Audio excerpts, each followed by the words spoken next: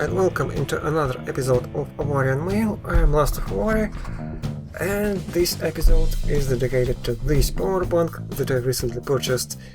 It has arrived a few days ago, so I was in position to actually test it a little bit before. It's a pretty nice thing. It's not particularly too amazing when it comes to materials. It's pretty cheap plastic, but for its price, as you can see right now, it's Black Friday, so it costs about 10 bucks.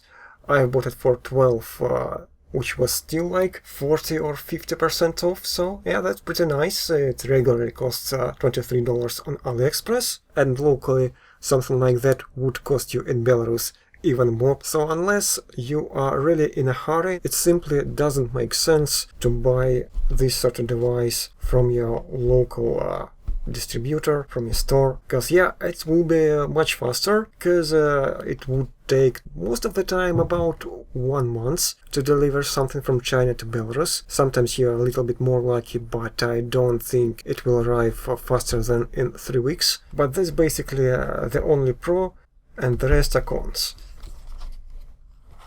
So here you have this cardboard box. It is not particularly fancy, as you can see. It's pretty rough cardboard, so I guess it should be also recyclable pretty well.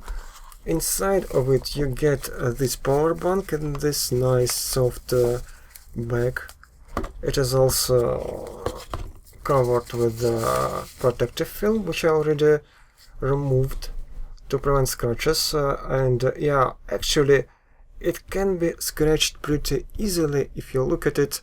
As you can see, this part of shiny plastic is scratched extremely easily. I don't think you can do something about it, and if you even just try to clean it with some sort of cloth, it already can get a few micro scratches. They are not too noticeable, and you are carrying it in a bag or in your pocket most of the time, so that's not a big deal. It is also easily covered with your fingerprints. It's a fingerprint magnet, but they are also easily cleaned and removed. The rest of this plastic, it's completely fine. It lies in the hand pretty well. The quality of its manufacture, the build quality, is also pretty high. It's not squeaking if you try to squish it, you know. It lies in the hand great. And it's a little bit on the heavier side. You can definitely feel the weight, but that's not really a problem. Now let's get to actual specs. It's a 10,000 milliamps power bank. Of course, you have to recall the course of your physics from school, because 10,000 milliamps, that's battery rating, and lithium-ion battery, of course, is not storing electricity in 5 volts, right? It's 3.7, just like the rest of them. What that means is that you have to convert it inside up to 5 volts that are actually usable by your phone and other devices. And that means that, well, you can calculate the difference. The useful actual 5 volt range is about 6,500. So yeah, 10,000 is not too giant. You can still carry it easily with you, and it's still usable, so you can charge your phone at least twice, and maybe you'll charge something else a little bit as well as other devices, because I have my upgraded camera, which I bought last summer, which has actually USB charging cable, so I can basically turn this battery into external camera battery. That's a nice travel extension. Now let's get to actually using it. First of all, you see this button. You can press it to reveal its current charge. As you can see, this is a pretty clear indicator, 99% that it's charged. Of course, that's just 2 digits, so it will not display 100. It will always show 99 if it's 100% charged, so you shouldn't be worried about it. The screen is turned on for a few seconds, after which it will dim and turn off.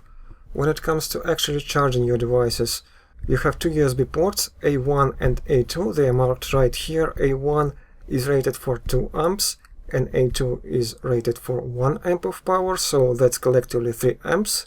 And you also have this micro USB port for input, so you can charge your power bank with it.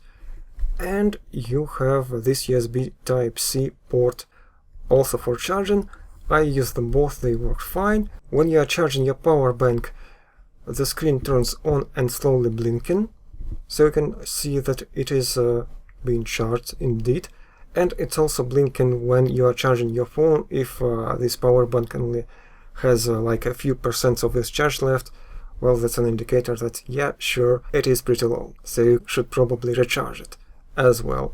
Which takes quite a bit of time, because, well, 10,000 milliamps, that's not a small battery. For charging it, you will get this micro USB cable. It's pretty short, you'll probably have already your own cables like I do. And you will need a charging device, because it doesn't come with PSU, but I, for example, have a charger for my phone, which will work just fine. Anything will do. This device accepts up to 2 amps of input power. I'm often using my Raspberry Pi PSU, which also outputs about 2 amps and works fine. Now I will demonstrate to you how it looks when you charge your actual phone. So you just connect it with your cable to one of the ports, and then you can connect your actual phone on the other side. As you can see, it is indeed charging successfully. I was charging my phone already a few times for a few days, so I can approve this power bank actually works reliably. It's not overheating, it gets a little warm when it comes to this sort of black area over here, where I suppose a charging controller is located.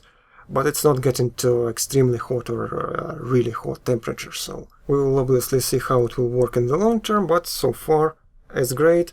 It just works, 0% bullshit. I approve of Chinese manufacturers, basically, when it comes to at least this sort of simple electronics. You can tell me in the comment section down below your experience with power banks, where you prefer to buy them, which brands, how do you use it, your stance on it. I was LastofAvari. If you liked the video, you know what to do. Share the hell out of it. Thank you for watching, and I will see you later.